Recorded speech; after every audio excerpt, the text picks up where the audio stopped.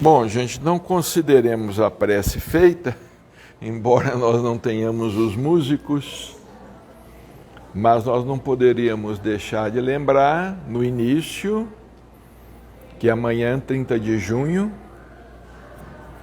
é a data da desencarnação do Chico.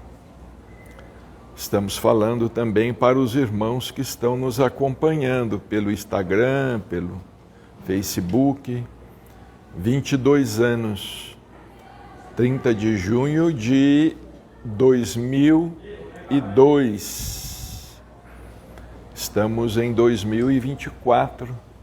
O tempo, de fato, passa muito depressa. Hoje, dando sequência aos nossos estudos, nós gostaríamos de falar sobre um tema, porque nós já falamos sobre perispírito, já falamos sobre o fluido cósmico universal, já falamos sobre o princípio vital, mas consideramos interessante buscar aqui no livro A Gênese de Allan Kardec, que é o livro que completa o Pentateuco. Foi publicado em 1868, alguns meses antes da desencarnação de Allan Kardec. Kardec já estava muito doente. Ele ficou doente durante muito tempo, durante muitos anos. Ele já estava com a saúde muito comprometida e desencarnaria no dia 31 de março de 1869. Mas aqui no capítulo 11, Gênese Espiritual, que nós consideramos um capítulo extraordinário, o assunto desenvolvido por Allan Kardec é um assunto extraordinário.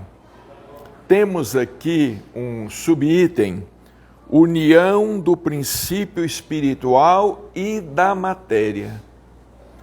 É interessante nós entendermos como é o motivo, o porquê dessa união do princípio espiritual, ou do princípio inteligente, ou ainda da mônada, como é também chamado o princípio espiritual. Como ocorre essa união? Porque são elementos distintos. Matéria e espírito são elementos completamente distintos. E nós temos visto em O Livro dos Médiuns as manifestações físicas provocadas e ainda veremos as manifestações físicas espontâneas. Falamos do ectoplasma, como é que o espírito, por assim dizer, ele consegue, entre aspas, animalizar um corpo inerte, dar a um corpo inerte, como uma mesa, uma vida fictícia. Como é que o espírito conseguia, como é que ele consegue movimentar um objeto material?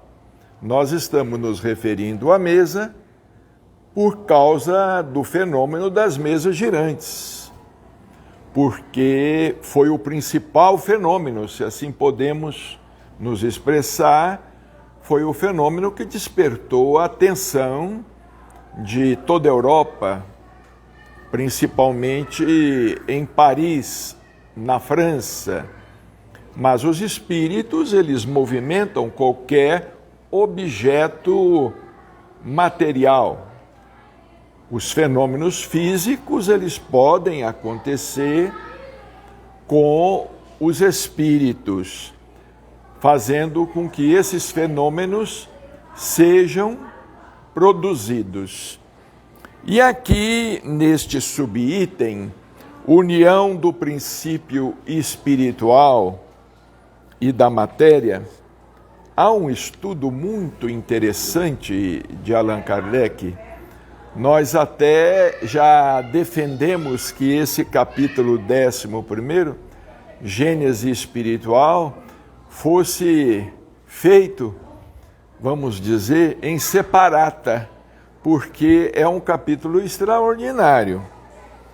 Kardec escreveu: desde que a matéria seria o objeto do trabalho do espírito, para o desenvolvimento de suas faculdades, o princípio espiritual, ele desperta, ele acorda, ele desenvolve as suas faculdades em contato com a matéria.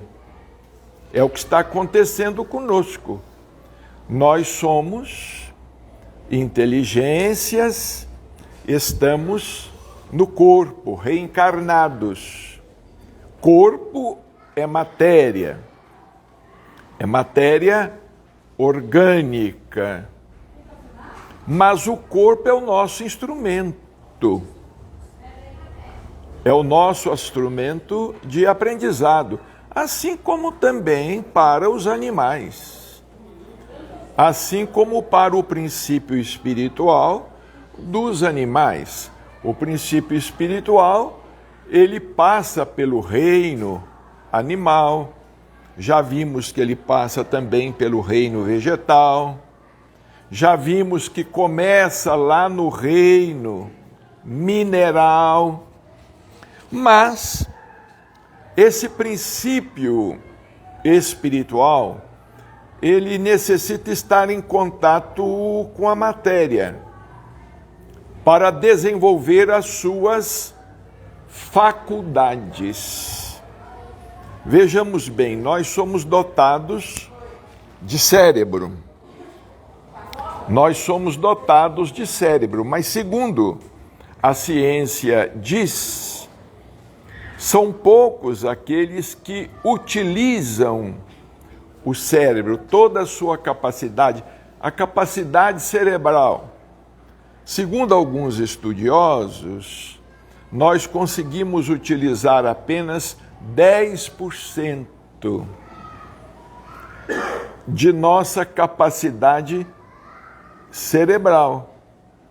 E mesmo assim, o homem tem feito prodígios no campo da ciência, no campo da inteligência, no campo do pensamento, no campo da tecnologia.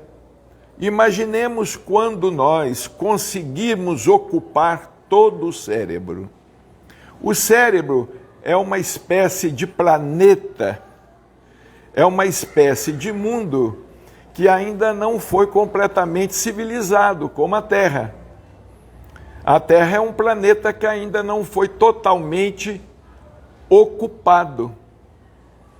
O cérebro é um continente a ser ocupado pelo pensamento. O espírito, basicamente, é o pensamento. Basicamente, ele é o pensamento. Era necessário que ele pudesse agir sobre ela. Por isso é que ele veio habitar a matéria, como o lenhador habita a floresta.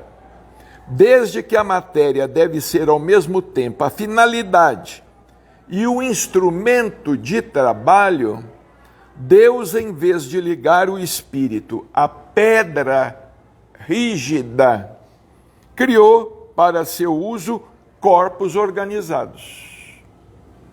Então, é uma criação divina, é uma consequência da evolução. Se nós formos acompanhar os documentários, se nós estudarmos ciência, nós vamos perceber que o corpo é resultado da evolução. Vamos comparar o nosso corpo com o corpo do homem primitivo. É resultado da evolução. Por isso é que ele veio habitar a matéria, como o lenhador habita a floresta. Desde que a matéria deve ser ao mesmo tempo a finalidade e o instrumento de trabalho, Deus, em vez de ligar o espírito a uma pedra, criou para tanto corpos organizados, flexíveis, capazes de receber todos os impulsos de sua vontade e de se prestar a todos os seus movimentos. Vejamos uma criança recém-nascida. Nós podemos nos comparar, o princípio espiritual, o princípio inteligente, ele pode se comparar a uma criança recém-nascida. A criança, o espírito, se liga ao corpo infantil e vai desenvolvendo as suas faculdades gradativamente, porque o corpo é propício a tanto. Vai desenvolvendo gradativamente as suas faculdades. Agora, nós sabemos, voltamos a repetir, que nós já habitamos o reino animal, já habitamos também o reino vegetal, etc. O corpo é, pois, ao mesmo tempo, o envoltório e o instrumento do espírito. E à medida que este adquire novas aptidões, reveste um invólucro apropriado ao novo gênero de trabalho que deve realizar. Então vejamos bem, aparentemente somos iguais, todos somos iguais, somos criaturas humanas, seres humanos, mas existem corpos, digamos assim, existem corpos internamente mais avançados, porque o corpo, ele é reflexo do perispírito, e o perispírito é reflexo do corpo mental. O que nós queremos dizer?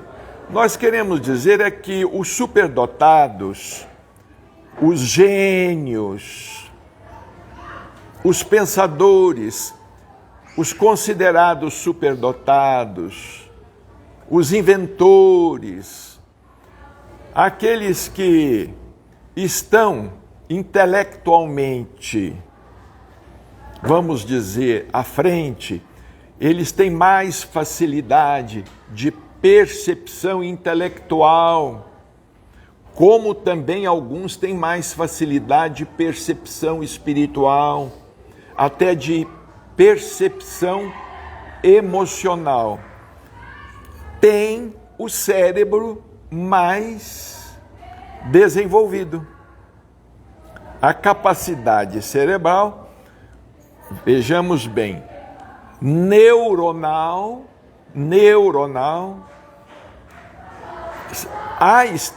Albert Einstein, que foi um grande físico, um grande cientista, ele doou o seu cérebro. Ele doou o seu cérebro para ser estudado pela ciência.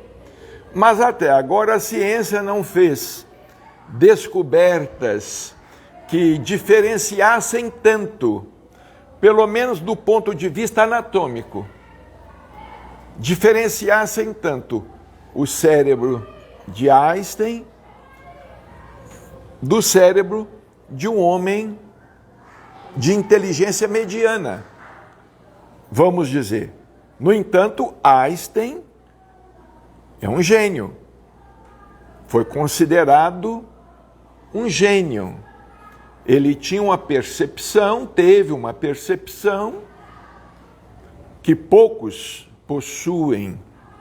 Então, o quimismo cerebral, o funcionamento do quimismo cerebral, a questão dos neurônios. Isso também evolui com a evolução do espírito. O espírito evoluindo, ele imprime aos seus envoltórios a consequência da sua evolução. A consequência da sua evolução. O espírito evoluindo. E nós percebemos que, nesse sentido, a humanidade já deu um salto significativo. Nós percebemos que as crianças hoje são crianças intelectualmente mais aptas, revelam uma inteligência quase precoce. Antigamente, uma criança começava a estudar com 7 anos, ia para a escola, a idade escolar era 7 anos. Hoje, a idade escolar está aí por volta dos 2 anos, 3 anos, não é?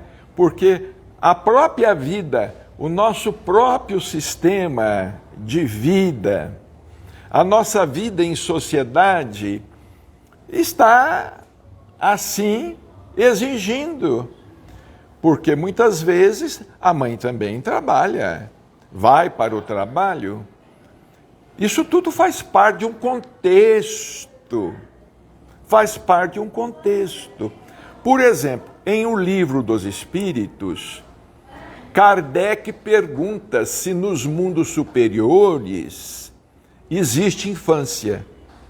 Se o espírito passa pelo período da infância nos mundos superiores. Os espíritos responderam a Kardec que sim. Mas, segundo algumas traduções, na tradução que temos, os espíritos disseram, mas não é tão estúpida, não é uma fase tão estúpida ou tão obtusa, segundo outras traduções, não é uma infância tão obtusa quanto na Terra. Nos mundos superiores, o período da infância, ele deve ser muito mais rápido, ele acontece mais rapidamente, não é? Eu me recordo do Chico nos dizer que aqui na Terra, a infância é como se fosse uma fase de doença para o espírito. Ele nos disse certa vez que aqui na Terra a infância é como se fosse uma fase de doença para o espírito, porque o espírito está limitadíssimo do ponto de vista intelectual e do ponto de vista até mesmo emocional, psicológico, do ponto de vista do ser integral. A criança, ela está limitada. Ela está limitada.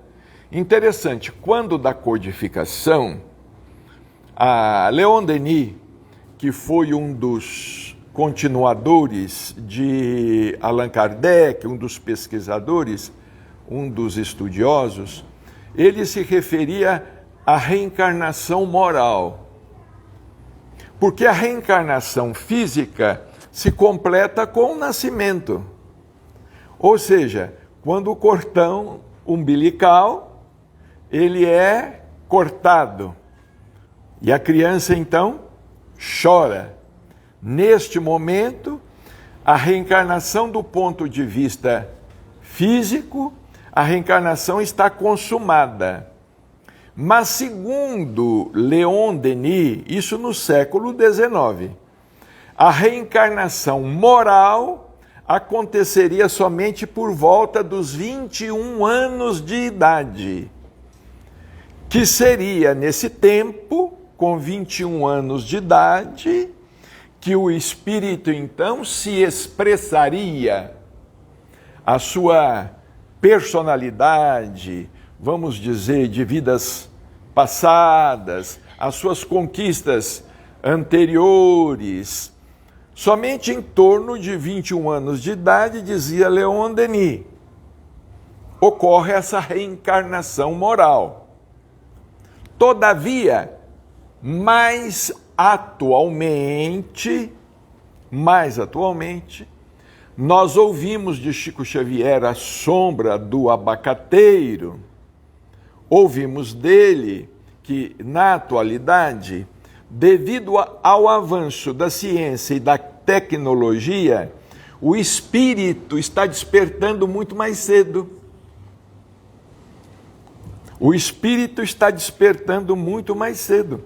Está despertando com 12, 13, 14 anos de idade. Por este motivo, Chico Xavier defendia que a maioridade penal caísse. Chico defendia, ele dizia que a maioridade penal deveria cair para 14, 15 anos, porque hoje o espírito desperta muito mais cedo. E de fato, sim. Hoje, uma criança não podemos mais dizer que é criança, porque aos 12 anos, o menino já pode ser pai, a menina já pode ser mãe, por volta dos 12 anos, às vezes até um pouco antes. Depende de cada organismo. Nós vemos meninas que às vezes com 12 anos estão grávidas. E de meninos também, porque, vejamos, isso é um trabalho da evolução, é um trabalho dos milênios, é consequência dos milênios. Não pensemos que tudo aconteceu assim, de uma hora para outra, na nossa geração. Não, nós estamos colhendo em nossa geração o que foi plantado em gerações e gerações passadas. Então, é como escreveu aqui Allan Kardec, o corpo é, pois, ao mesmo tempo, o envoltório e o instrumento do espírito. E à medida que este adquire novas aptidões, reveste o invólucro apropriado ao novo gênero de trabalho que deve realizar, tal como se dá a um trabalhador instrumentos menos grosseiros, à medida que ele seja capaz de fazer um trabalho mais delicado. Não é? À medida que ele seja capaz de fazer um trabalho mais delicado. É o exemplo que dá aqui Allan Kardec.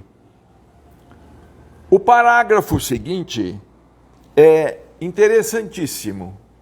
Kardec escreveu o seguinte: para ser mais exato, será preciso dizer que é o próprio espírito que fabrica seu envoltório. Olha que coisa extraordinária. Ou seja, nós temos o envoltório que fabricamos. Ou seja, o corpo que nós temos é conquista nossa. O corpo que temos. Alguns têm mais saúde. Alguns têm os órgãos internos mais saudáveis que outros.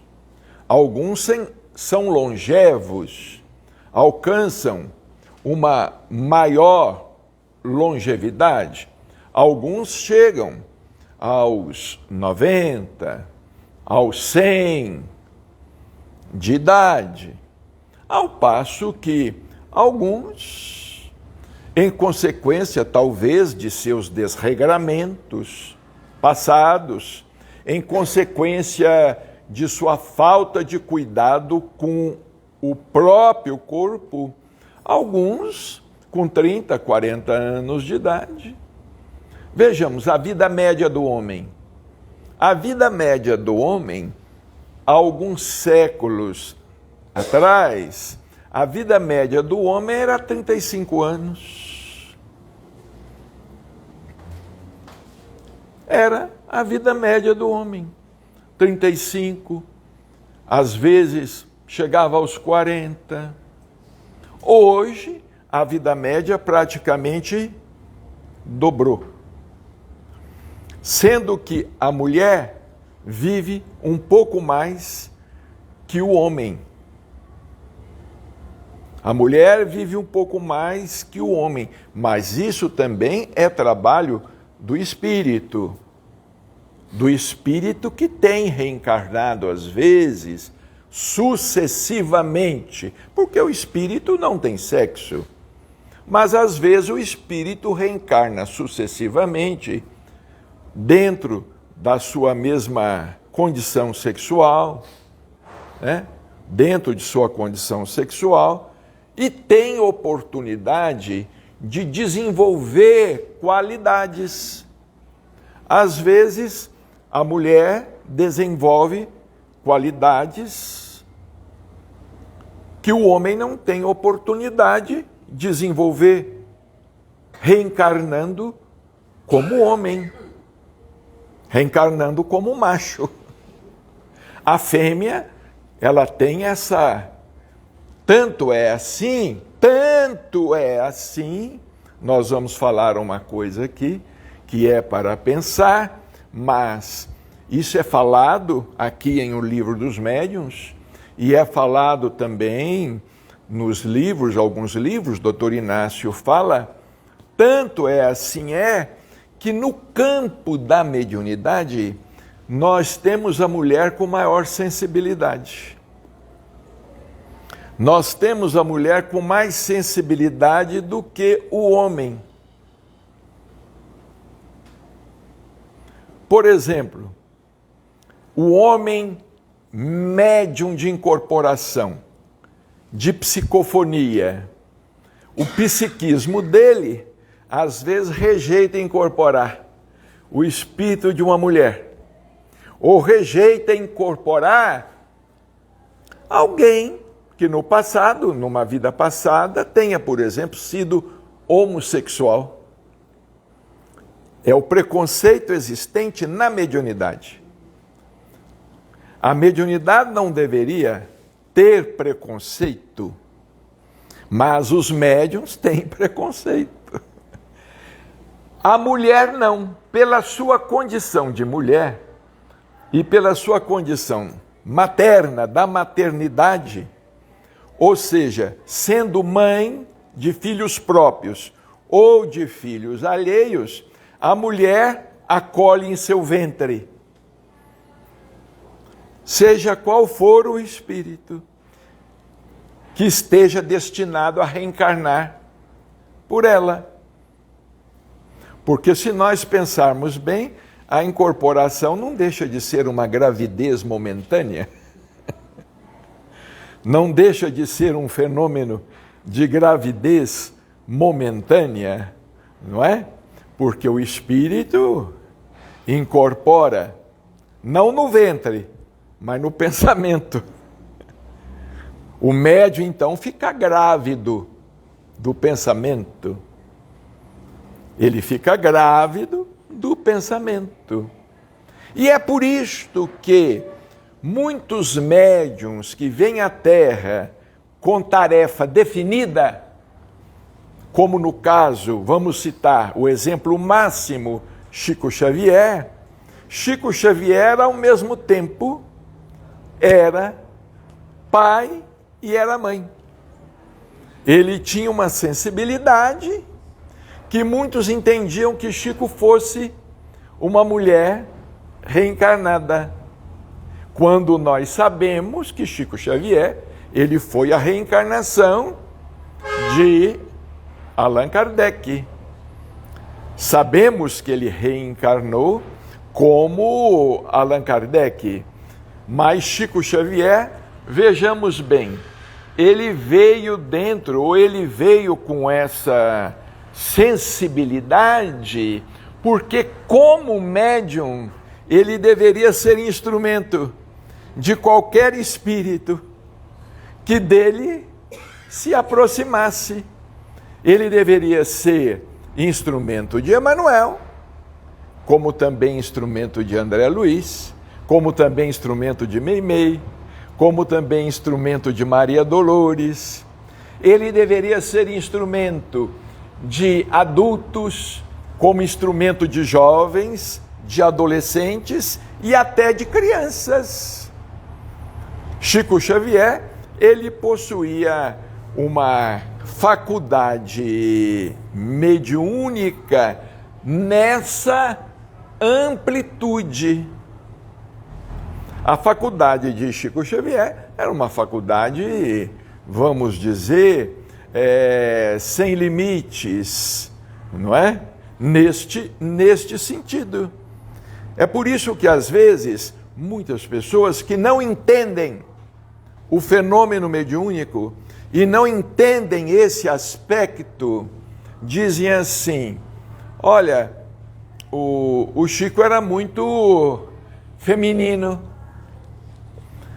para a missão que ele carecia de desenvolver. Ele necessitava de ser assim. Ele falava: os livros são os meus filhos. Eu não vim para me casar. Porque nós temos que parar com essa bobagem. Porque não deixa de ser um preconceito que todo homem vem para se consorciar e toda mulher também. Não. Alguns não vêm para o matrimônio. Alguns não vêm para gerar filhos próprios, vamos dizer assim, mas vêm para trabalhar noutros campos da criação. Noutros campos da criação. No campo da ciência, no campo da arte, no campo da música, no campo da literatura, em todos os campos. Em todos os campos. Certa vez um repórter perguntou ao Chico, não é? Por que ele não havia se casado? Ele disse assim: bom, existe um ditado, cremos que seja um ditado árabe.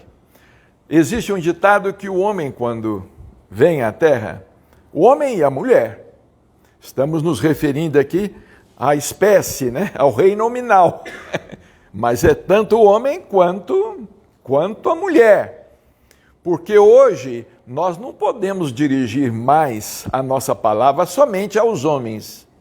A nossa palavra é dirigida ao reino hominal. Hominal. Então Chico respondeu ao repórter: esse ditado diz o seguinte: o homem, quando vem à Terra, ou ele deve ter um filho, ou plantar uma árvore, ou escrever um livro.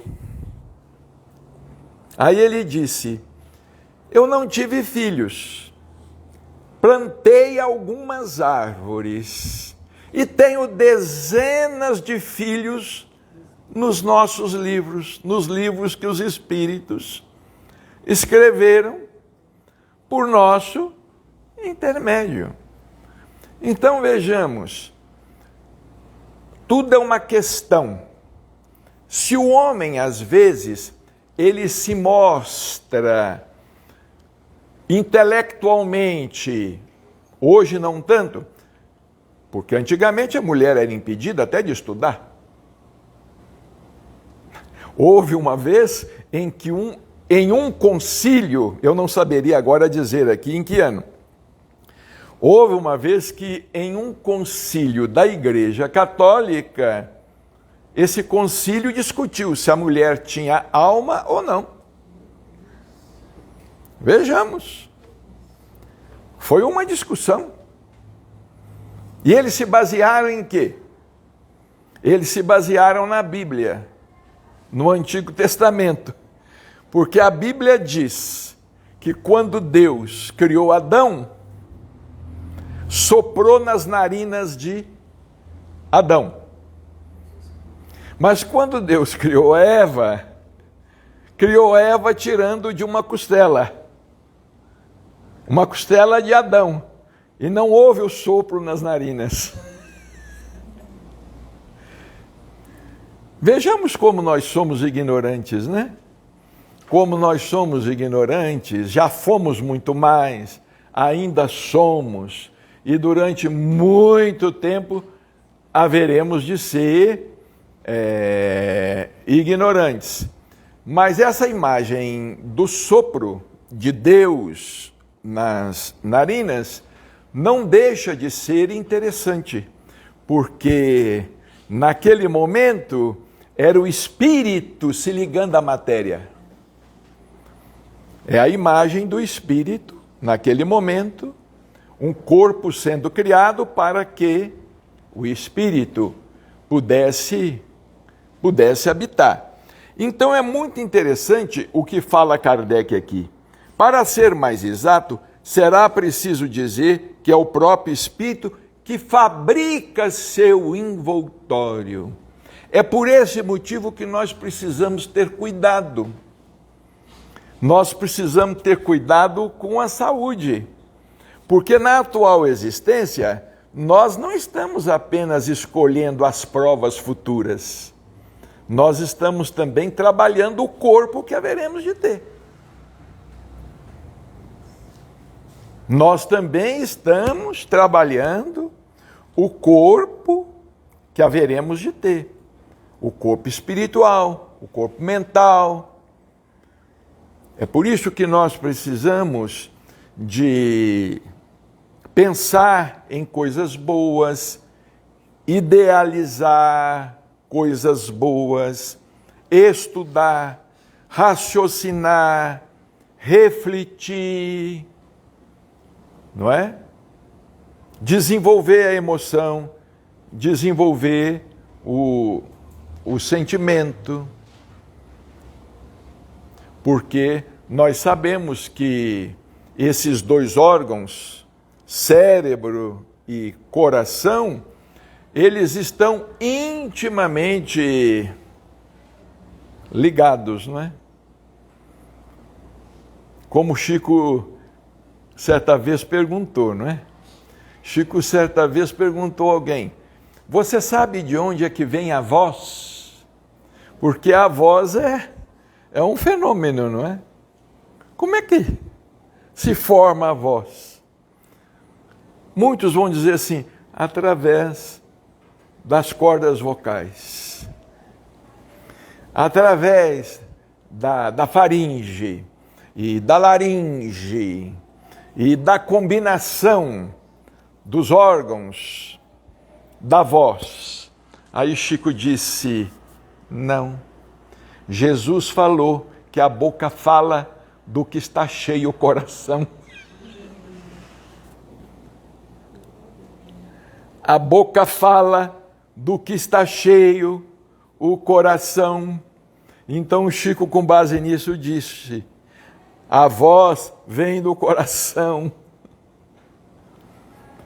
Vem do coração e se expressa através dos órgãos de fonação, dos considerados órgãos de fonação. Então é importante nós trabalharmos o cérebro e trabalharmos o coração.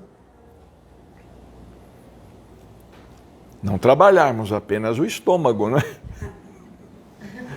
Não trabalharmos ou não darmos trabalho apenas ao fígado, não darmos trabalho apenas ao intestino. Se bem que a medicina diz que o intestino é o segundo cérebro do homem. A medicina afirma, não é? Que o intestino é um órgão. Antigamente não se sabia que o intestino era um órgão. Há pouco tempo, a ciência, a medicina, chegou à conclusão que o intestino é um órgão. É considerado um órgão, porque era considerado antigamente apenas como um canal excretor. Como um canal excretor. Então, vejamos bem o que a Kardec escreve. Olha aqui, a gente não consegue sair desta frase. Para ser mais exato, será preciso dizer que é o próprio espírito que fabrica seu envoltório e o torna adequado às suas novas necessidades. Ele o aperfeiçoa, o desenvolve e completa o organismo à medida que sente a necessidade de manifestar novas faculdades. Então, quando nós conseguimos despertar o que em nós está latente, o que nós despertamos, essas nossas possibilidades virtuais, força genética. É como diz André Luiz, a matéria não organiza, a matéria é organizada. A matéria não organiza, a matéria é organizada. Então, à medida que nós alcançamos esse patamar, nós vamos efetuando metamorfoses, nós vamos influenciando na nossa própria genética. Na nossa própria genética.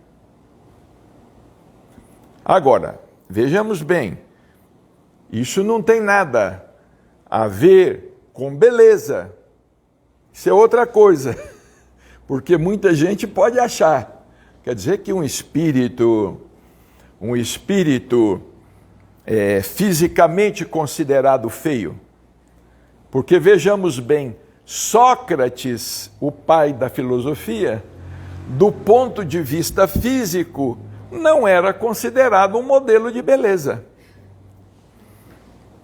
Ele era obeso, ele tinha o nariz adunco, ele era calvo. Sócrates não era considerado um modelo de beleza, mas um modelo de beleza espiritual. Um modelo de beleza moral, um modelo de beleza espiritual. Se nós formos ver Chico Xavier, da mesma maneira, Chico não pode ser considerado um modelo de beleza. Sim, era simpático. Quando jovens, todos nós somos bonitos. Quando jovens, todos nós somos simpáticos, às vezes possuímos. É por isso que nós não podemos medir uma beleza física, uma beleza espiritual pela beleza física. Porque nós vemos, por exemplo, delinquentes, criminosos, marginais, traficantes, estupradores, que são verdadeiras estampas do ponto de vista físico. São verdadeiras estampas. Mas, no entanto, do ponto de vista espiritual, do ponto de vista moral, não é verdade? Não. Por exemplo, se nós formos referindo-nos à Madre Teresa de Calcutá. A Madre Teresa de Calcutá era um espírito belíssimo, é um espírito belíssimo, mas do ponto de vista físico, não. É claro que quando jovem, ela deveria ser uma criança bela, não é? Quase todos nós, quando jovens, temos uma certa beleza dada pela própria juventude, não é? O próprio Kardec, codificador da doutrina, ele não pode ser considerado um homem belo quando, na fase da codificação, quando mais jovem, quando foi estudar na Suíça, com Pestalozzi, ele era belo. Quando com seus 20 e poucos anos, ele era belo. Ele tinha uma beleza. Nós vemos aí algumas fotografias, algumas pinturas de Kardec mais jovem, com 20 e poucos anos. Ele era, mas depois ele perdeu os cabelos. Depois também ele teve outros problemas de saúde. Ele também adquiriu uns quilos a mais. etc e etc. Olha aqui, numa palavra, ele o talha conforme sua inteligência. O Espírito talha o corpo conforme a sua inteligência. Deus lhe fornece os materiais, fica por sua conta. Então não é privilégio a pessoa nascer inteligente, com facilidade. Isso não é um privilégio. Muitos falam assim, é um dom. A vida é um dom. O resto é conquista. A vida é um dom. O resto é conquista. Não adianta nós pensarmos o contrário. Que nós, recebeu o dom de Deus. É conquista. Isto é conquista. Uma semente defeituosa não adianta. A semente defeituosa, às vezes ela não germina. E se ela germinar, ela não vai produzir o que ela pode produzir. Agora, se a semente é saudável, é por isso que os agricultores estão sempre atrás, cada vez mais, de sementes saudáveis. Estão cada vez mais atrás de sementes saudáveis. Não é? Então Kardec diz aqui, numa palavra, ele o talha conforme sua inteligência. Deus lhe fornece os materiais, fica por sua conta colocá-los em função. É assim que as raças adiantadas têm um organismo, ou, se assim o preferirmos, um instrumento cerebral mais aperfeiçoado que as raças primitivas. Com base no que está aqui, existem alguns, dizem que são espíritas, com base no que está aqui, alguns que dizem ser espíritas acusam Kardec de racista. Acusam Kardec de racista.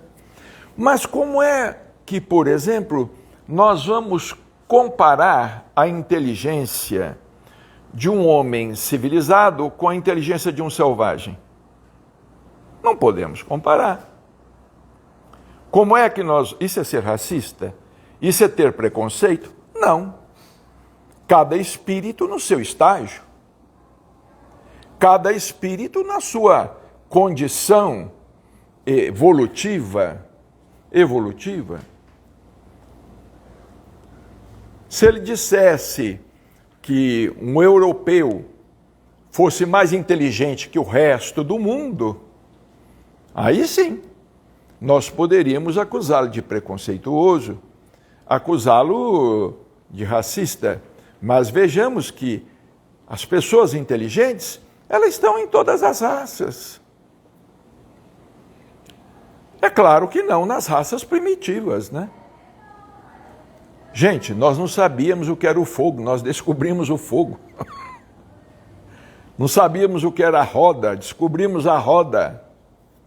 Nós não sabíamos o que era ter uma arma para caçar. Não sabíamos polir a pedra para que a pedra se transformasse numa arma de caça.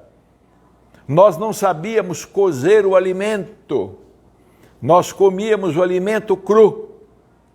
Nós já fomos antropófagos, comedores de carne humana.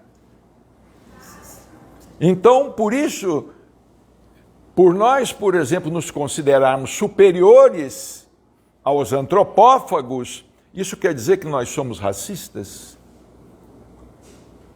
Não é cor de pele, não é raça. Kardec não quis se referir à raça. Ele quis se referir à condição, porque a época, vejamos bem, a época da codificação, havia muita escravidão. Ainda, a escravidão foi sendo combatida e abolida gradativamente em vários países, não é? Aqui no Brasil, ela foi abolida quando? Em 1888, que a Lei Áurea foi assinada, não é? Em 1888, vejamos bem, o Livro dos Espíritos é de 1857. Então, vejamos bem, os escravos, a raça negra, iam buscar os escravos onde? Na África, em alguns países africanos, em que eles viviam muitas vezes em aldeias.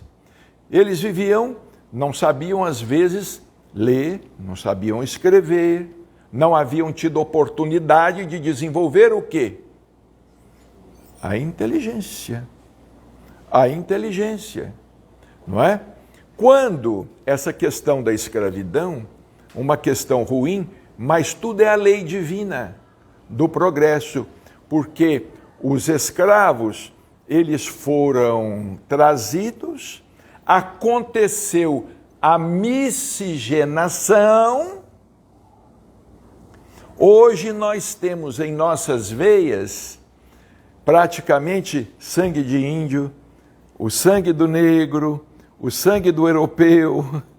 Nós temos correndo em nossas veias sangue de todas as raças.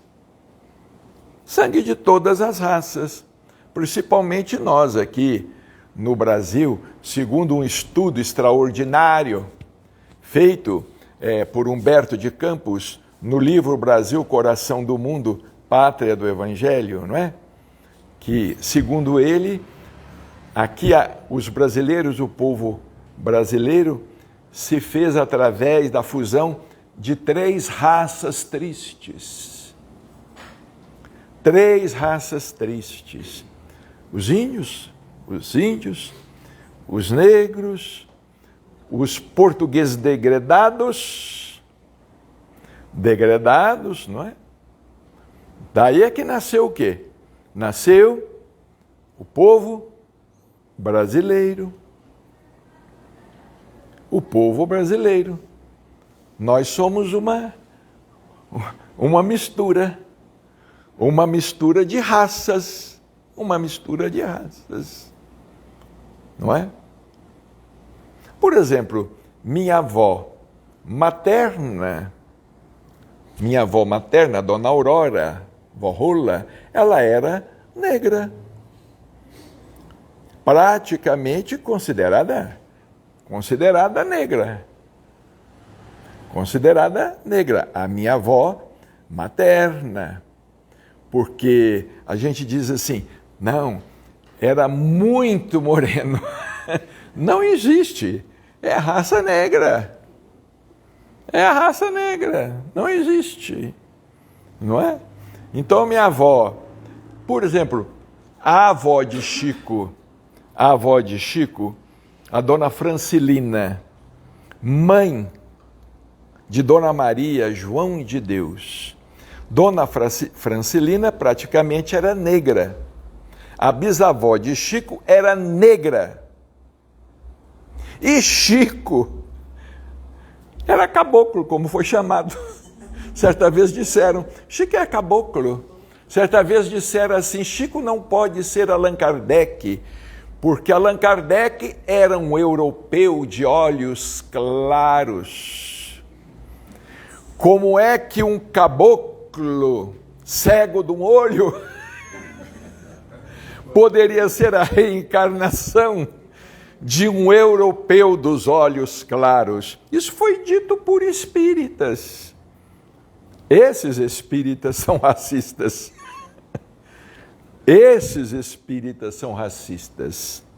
Bem, hoje nós vamos encerrar por aqui, mas o assunto é muito interessante. Nós ainda na semana que vem vamos concluir este assunto que nós começamos hoje.